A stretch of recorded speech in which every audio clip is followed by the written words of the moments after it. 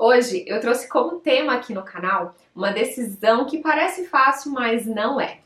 Qual é a hora certa de ter filhos? Depois que a gente casa, essa pergunta acaba se tornando muito comum, né? Todo mundo quer saber. E aí, quando é que vem os filhos? E eu queria contar um pouquinho da nossa história, de como foi tomar essa decisão por aqui, para inspirar vocês, para que, quem sabe, né, ouvindo o relato do outro, você sinta mais no seu coração, um pouco mais confortável, mais tranquilo para isso. Mas antes, deixa eu te lembrar, tá rolando vídeo todos os dias aqui no canal por 30 dias. Então, para você não perder nenhum vídeo, se inscreve no canal. E se você já tiver uma amiga aí que tá nessa fase difícil de saber se tem filho agora, se espera um pouco, manda esse vídeo para ela. Tenho certeza que a minha história pode inspirá-la.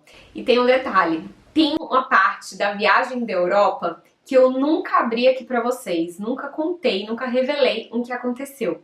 E hoje eu vou contar essa história pra vocês. Antes de mais nada, eu quero só contextualizar quem não me acompanha aqui há muito tempo, como era a minha maneira de pensar em relação a filhos. O Lucas e eu, nós nos casamos em 2012 e a gente tá junto desde 2008. E em relação a ter filhos, eu nunca fui aquela mulher que, assim, sonhava em ser mãe, nossa, que aquilo seria o sonho da minha vida. Não. Pra mim era uma coisa assim, eu sempre desejei ter uma família, eu desejava ter uma família. Na verdade, nem sempre, né, amor? Porque teve uma época do namoro que eu tava meio rebelde, que eu falava que nem casar eu queria. Mas assim, desde que o Lucas entrou na minha vida, as coisas foram mudando, assim. E o meu desejo de ser família existia. Mas, caso ele não quisesse ter filhos, e a nossa família fosse só eu e ele, pra mim, tudo ok. Eu não teria problemas com isso. E aí, o que aconteceu? O tempo foi passando. Existia, sim, uma pressão de todos os lados. A gente, de 2012 para 2019, estavam aí 7 anos de casados, a gente já tinha. E a gente tinha muito essa consciência de que a gente queria se curtir bastante no casamento. O nosso casamento também veio numa situação, e isso vai de cada casal. A gente não casou muito com planejamento, a gente se casou porque ele veio morar na Bahia e a gente já namorava há um tempo e não queria se separar e resolveu se casar. Então assim, a gente se casou meio que no susto, né, e tal. Então nossa vida financeira não estava estabilizada, a nossa vida como casal, assim, ainda tinha muita coisa que aprender. E a gente tinha muito isso na gente, vamos esperar. Nenhum dos dois tinha essa pressão, esse desejo de ter filho logo.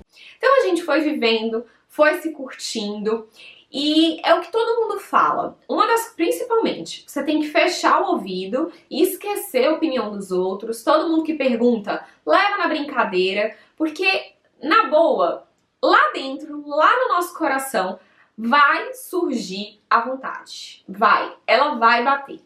Você começa a olhar para o lado, começa a observar suas amigas, como é que é a relação do filho no grupo, no casamento. A gente já começa a se enxergar mãe, coisa que não existia. Eu já começava a pensar, nossa, e se eu tivesse um filho, como é que eu seria como mãe?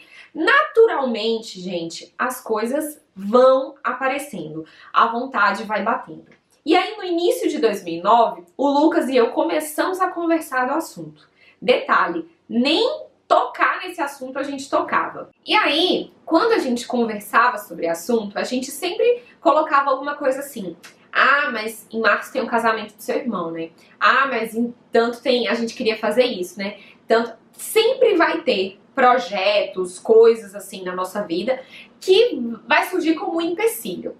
Então, eu tô falando errado, né, amor? A gente teve Lice em 2019, mas a gente engravidou em 2018. Foi uma decisão de 2018. E no início de 2018, a gente foi e pensou, vamos engravidar no final do ano. Tomamos essa decisão. E aí tava muito certo pra gente e tudo mais. Só que perto da gente, tinham muitos casais de amigos que estavam demorando pra engravidar. Não foi um, nem dois. Tinha muita gente, assim, que tava tendo problema, né? E aí eu e o Lucas, a gente começou a ficar com certo receio, com medo, né? Nossa, já pensou se a gente descobre que tem algum problema? Porque a gente nunca, né, pesquisou a fundo assim. E a gente, às vezes a gente acha que quer engravidar em dezembro. Vai lá, pum, engravida em dezembro. E não é bem assim. Tem muita gente que passa muito tempo tentando. E aí foi numa brincadeira dessa que a gente... Ah, então bora começar a tentar logo. Pois é, mas aqui foi logo no primeiro mês, tá, gente? A gente teve esse privilégio, essa sorte de no primeiro mês tentando, a gente engravidou. E aí é onde eu quero chegar. A nossa relação com Deus sempre foi uma relação de muita confiança, sabe? E eu acho que confiar em Deus, estar próximo dele, deixa o nosso coração assim tão mais tranquilo com as coisas. As coisas foram acontecendo, foram fluindo, e assim, hoje eu não tenho dúvidas, eu nunca duvidei que Lissa veio na hora certa, no momento certo. Na hora você vai levar um susto, você, ai meu Deus, e agora? Eu queria, mas eu não queria, e tudo vai mudar. E o que aconteceu na nossa viagem para a Europa? Foi uma coisa que a gente não estava planejando, né? Nós estávamos grávidos, mas não sabíamos. E aí, quando a gente viajou para a Europa, a gente fez o stopover, que é uma parada em Lisboa de um dia, e depois a gente seguiria a viagem para Paris. No primeiro dia de viagem, a gente curtiu Lisboa, e no dia seguinte, a gente perdeu o voo para Paris. Nessa que a gente perdeu o voo, foi um desespero terrível. Eu chorei tanto, mas eu chorei tanto, mas eu chorei tanto, gente, que até o gari do aeroporto me parou, assim, tipo, veio querer me consolar, perguntar se eu tava acontecendo, se tava acontecendo alguma coisa, se tava tudo bem. Foi assim, muito choro. E aí depois a gente até foi, né, eu tava grávida, então a emoção tá mais aflorada mesmo. Resultado, quando a gente foi na companhia aérea ver o que resolveria, a gente descobriu que a gente não tinha perdido só o voo para Paris. A gente perdeu tudo. A gente perdeu o voo de volta para o Brasil. Porque quando você não embarca, eles entendem que você perde, que você não foi, e aí eles cancelam tudo. Isso tem um nome, e aí a legislação de cada país funciona de um jeito, tá? Resultado é que a gente teve que comprar passagens, e aí a gente teve um prejuízo enorme. Lá na hora, tava dando tudo, tipo, 3 mil e poucos euros. Uma coisa absurda. A gente só comprou pra Paris, acabou comprando só pra Paris, e durante a viagem a gente foi procurando na internet e comprou a de volta.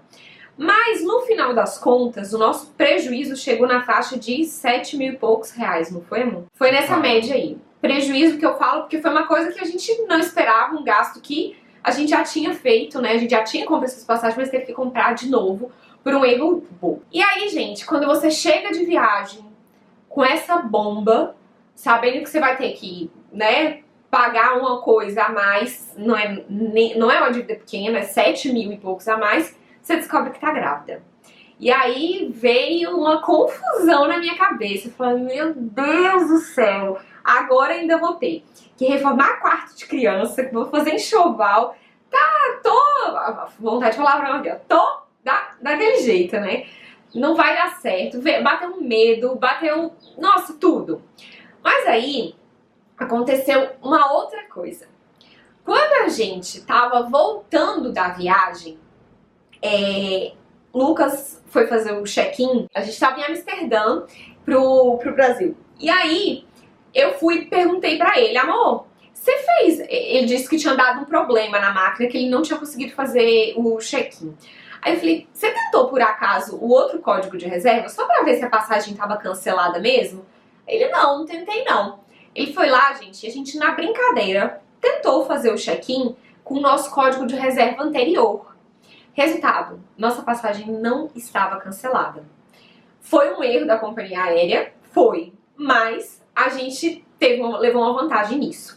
Nessa hora a gente ligou para os advogados, já começou a protocolar tudo, começamos a gravar tudo da viagem, filmamos o check-in saindo. A gente teve prejuízo perdemos um dia de viagem. A passagem nova que a gente tinha compra, a gente antecipou um dia, porque estava muito mais em conta do que pegar o voo que a gente tinha compra anteriormente. Então a gente perdeu essa diária no outro lugar, a gente teve que pagar uma diária a mais no lugar que a gente estava, teve vários gastinhos extras assim também que não estavam no orçamento. E aí, não eram planejados, a gente começou a protocolar tudo isso, ligamos para a companhia aérea e eles continuaram falando pra gente que a nossa passagem estava cancelada e a gente com a passagem em mãos, não cancelada. Resultado é que a gente entrou na justiça, assim que chegou no Brasil, e a Alissa nasceu dia 11 de fevereiro. No final de janeiro, a gente recebeu o valor que a gente tinha gasto na viagem inteira, com danos morais, com tudo que cabia. Tudo isso serviu, assim, eu gosto de contar essa história, até mesmo para mostrar, assim, que foi uma coisa que me deu medo, eu tive medo na época, que era a questão financeira, mas em todos os detalhes da nossa vida, em tudo, gente, em tudo, em cada momento, Deus tá olhando pra gente. Ele falou, não, minha filha, fique tranquila que vai dar certo. Então, assim, não tô falando que quando você tiver filho você vai ganhar um dinheiro extra e não, mas assim, ele cuida de tudo, gente, ele cuida de todos os detalhes. Então, é uma decisão que acalma o nosso coração. Quando é pra ser, vai acontecer. E pode ter certeza, filhos são bênçãos e Deus não nos deixa na mão. Então, quem tiver aí querendo tomar essa decisão, fique tranquila, fique com o coração aberto, que até isso vai te ajudar, viu? Às vezes a ansiedade atrapalha e na hora certa o seu presente vai vir. Espero que vocês tenham gostado de ouvir um pouquinho da nossa história. Um beijo e até o próximo. Tchau!